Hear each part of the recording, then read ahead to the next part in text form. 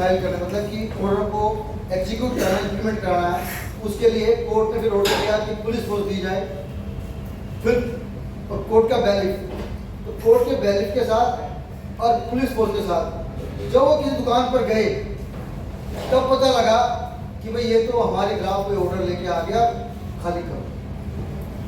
ये हथकंडा वो अपना रहा है। एक सबसे बड़ा जो स्टार्ट हुई उन्होंने हथकंडा जो अपनाया वो अजय भाई की दुकान साक्षी गारमेंट्स की है।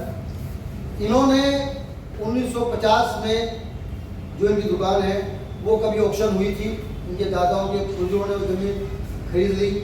अच्छा है कि ऑक्शन के वक्त से ही सारे कागज इनके पास हैं। अभी जब इनको पता लगा कि ऐसा कर लिया तो ये कोर्ट में गए। कोर्ट में जो एग्जीक्यूशन थी उसको कोर्ट ने नकार दिया कि भाई ये गलत ऑर्डर है। मगर बात देखिए फिर वो क्या करता है जितेंद्र अग्रवाल जी, वो केस जो फाइल किया है इनके खिलाफ वो खत्म हो गया, एक नया केस और फाइल करता है अपनी माँ के नाम से, और एक्यूज जो दूसरी पार्टी है वो एक सुरेंद्र को बना देते हैं, पहले सुनाल को बनाया फिर वो फाइल कर देते हैं। वही एग्जीक्यूशन के लिए अभी 25 अगस्त को वो सेम कोई हथकंडे से पहले हुआ वो दोबारा हुआ। पहले ऑर्डर में भी कोर्ट ने जब एग्जीक्यूशन आया था कोर्ट ने माना था कि ऑर्डर गलत है। अब दोबारा भी 25 तारीख को कोर्ट ने माना कि भाई ये तो ऑर्डर गलत है, ये एग्जीक्यूट नहीं हो सकता। ये कोर्ट ने स्पष्ट अपने शब्दों में लिखा है कंसीलमेंट ऑफ फैक्ट्स, मतलब कि जो वास्तविकता है उसको जितेंद्र अग्रवाल ने, योगेंद्र अग्रवाल ने, बसंत अग्रवाल ने छुपाया है और फ्रॉड माना है, कोर्ट ने माना।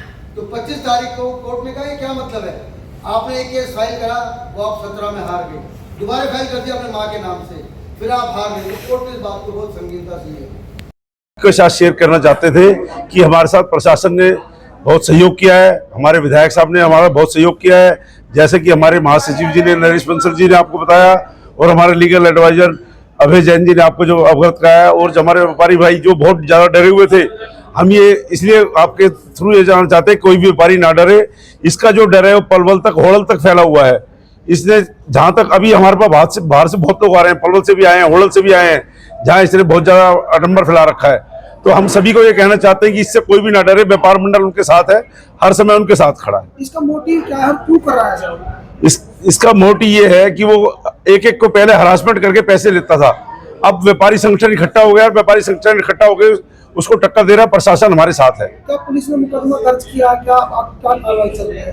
पुलिस ने पर्चा दर्ज कर दिया है और उसकी एंटीसेप्टिव बेल भी खारिज हो गई है। अब वो हाई कोर्ट के लिए भागा हुआ है, पुलिस दबिश दे रही है। पुलिस ने रात को 3:30 बजे दबिश दी है, वो घर पर नहीं मिला है।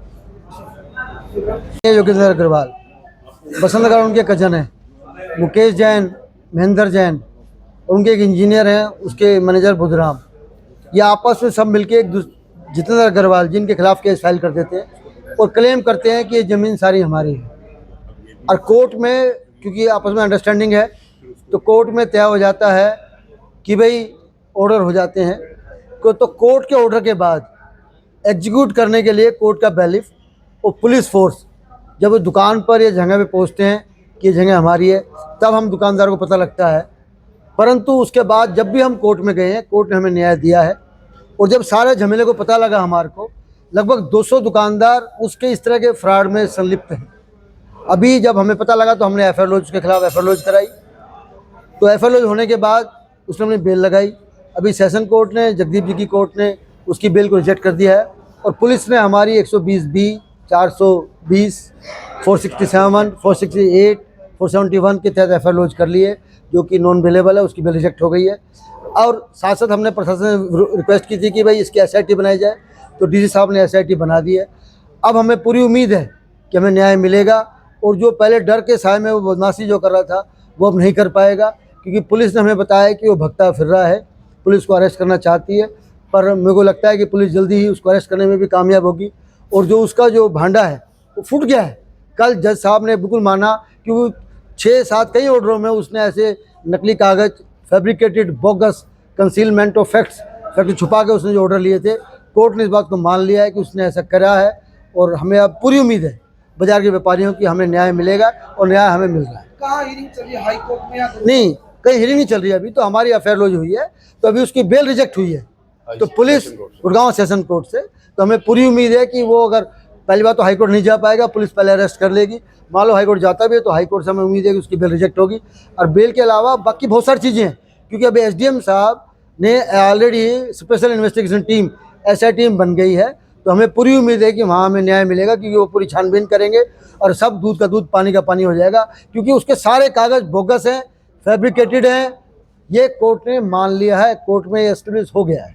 क्या पार्टी मतलब खुद पार्टी मतलब डायरेक्ट पार्टी को नोटिस नहीं करता, घुमा फिरा के लोगों को? हाँ, मैंने अभी जैसे हमने पहले बताया, मेरे कलीग भाई ने बताया, वो हमें नोटिस देते ही नहीं है। जो दुकानदार हैं, असली दुकानदार जो बैठे हैं, जो मौके पे बैठे हैं, जो दुकान चला रहे हैं, जिनके पास रजिस्ट्री है, उनके नाम तो नोटिस आता ही नहीं है, पता नहीं लगता, उनको पता लगता ही नहीं है, इसलिए सब फ्रॉड करता है। परंतु अब ये उसका फ्रॉड सामने आ गया है, कोर्ट को पता लग गया है, पुलिस को पता लग गया है, अब वो अपना आगे फ्रॉड नहीं कर पाएगा। कितने लोगों के खिलाफ मुकदमा दर्ज हुआ है? लगभग ऐसे हमने जो मुकदमा दर्ज तो अभी 2 लोगों के खिलाफ हुआ है, जितेंद्र अग्रवाल और उसके कजन बसंत अग्रवाल, 2 के खिलाफ हुआ है। और हमें उम्मीद है सब सामने, क्योंकि ऑलरेडी SIT बन गई है, एसडीएम साहब ने ऑलरेडी 6 के लोगों को नोटिस दिया है।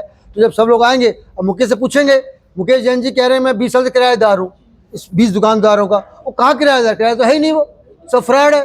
तो मुकेश जी अब जब बयान देंगे, बताओ तो कैसे किराएदार है, कौन सा किराया दे रहा है, तब सब फंसेंगे। तो 120 भी में सब के सब अंदर जाएंगे। ठीक है। अशोक आज़ाद एडवोकेट भी हूँ और जयकमपुरे में मेरा मकान भी है और सदर बाज़ार में दुकान भी है। ये जब दुकानों का मामला चला तो उसमें भी मैं साथ खड़ा था। हमारे MLA साहब भी आए थे, वो भी पूरा सहयोग कर रहा है। उससे पहले जितेंद्र अग्रवाल ने अपने भाइयों और अपने पिता, उसके पिता तो इस टाइम नहीं है, उनकी डेथ हो गई है, लेकिन अपने भाइयों के साथ और अपनी माँ और बहन के साथ भी आपसी तौर पे ही ये फ्रॉड करते हैं और ये झूठी बोगस डिग्री लेके आके खड़े हो जाते हैं। और हमें तो जब पता लगता है जब बैलफ या गिरदावर वहाँ मौके पे पहुँचता है खाली कराने के लिए। आज तक भी इन्होंने हमारे ऊपर सीधे तौर पे मुकदमा नहीं डाला। क्यों नहीं डाला? क्योंकि इन्हें पता है कि ये 3651-1306 के मालिक पिछले 100 साल से चले आ रहे हैं। यहाँ पे हमारे दादाजी से हमारे पिताजी मनोहर सिंह आज़ाद और हम 4 भाई हैं, ये सब इसके मालिक 3651-1306 के इसमें मालिक और कब्जेदार सारे हैं। कौन कौन सी जमीन पर दावा किया आपने?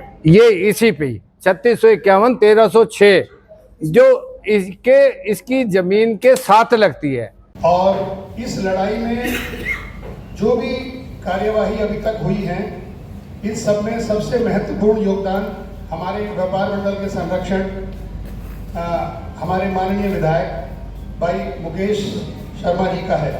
तो उनका भी मैं यहाँ से बहुत बहुत धन्यवाद करना चाहूँगा कि उनके मार्गदर्शन में हम सही राह पर चल रहे हैं और हमें बेहतर रिजल्ट्स मिल रहे हैं, हमारी लड़ाई में बेहतर मुकाम प्राप्त कर रहे हैं, जिसके बाद